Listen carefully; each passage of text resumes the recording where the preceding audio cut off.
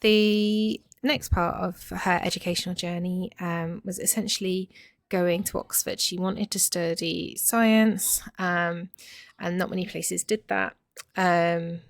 Oxford is one of them. But the problem was, because she was at this like state school, they weren't used to prepping people for places like Oxford, really top tier places. So they didn't know that to get into Oxford you would need two sciences. I think you also needed mathematics and Latin to even My God. like be approached or get into Oxford, like even to be in its realm. So she was 16 when they figured this out, so she had time to prep that. So she continued to study even in that time when people were going off and doing different things. Her parents got her one-to-one tuition. Like I say, her parents sound so supportive all the way through this, really encouraging, open to growth, freedom, all that kind of stuff.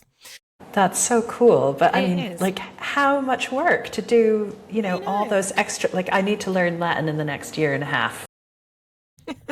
Off you go. She chose botany as her second science, which was quite nice.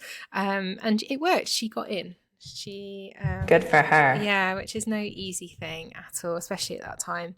Um, and she was only, so at that time women were capped at these kind of universities. We've spoken about this in a few episodes, where like women were just not welcome in those Like a places. quota type Yeah, situation. it was 1 in 4 basically.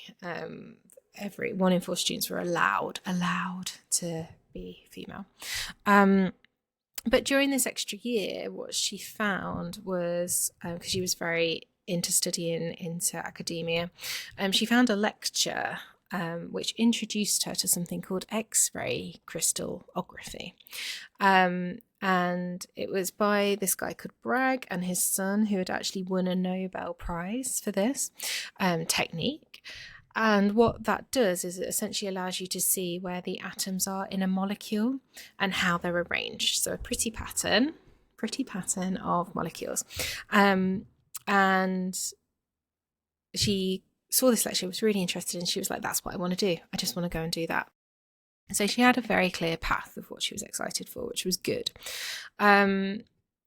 Even when she got into Oxford, like I said, it was capped, and there was a lot of prejudice around Oxford. She wasn't allowed in practical classes sometimes, like women in the lab is unsightly. It's not meant to be.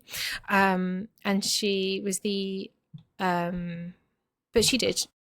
I'm screwing that up. She did. She learned. She got into it. But she had to fight her way. It was just an extra hurdle for her when there really didn't need to be one. Like, it wasn't given to her on a plate. She had to fight for it. Which is so dumb, isn't it? Like, Ridiculous. just the energy.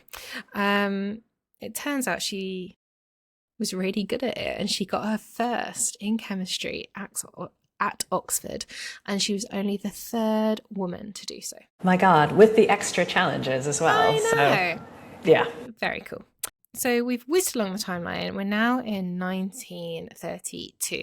She makes the move from Oxford to Cambridge, shock horror, because she gets offered a research position by a chap called John Desmond Burnell, and he is like a really important figure throughout her life story.